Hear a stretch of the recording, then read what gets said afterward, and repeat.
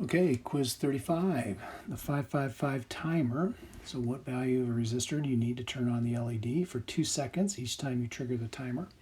So I'm looking at slide 101 in the PowerPoint presentation, and the equation that we derived there was that T is equal to 1.1 times R A times C.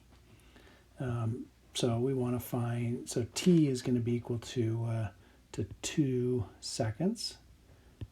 That's going to be 1.1 times R, and then the capacitor is 4.7 times 10 to the minus 6 farads.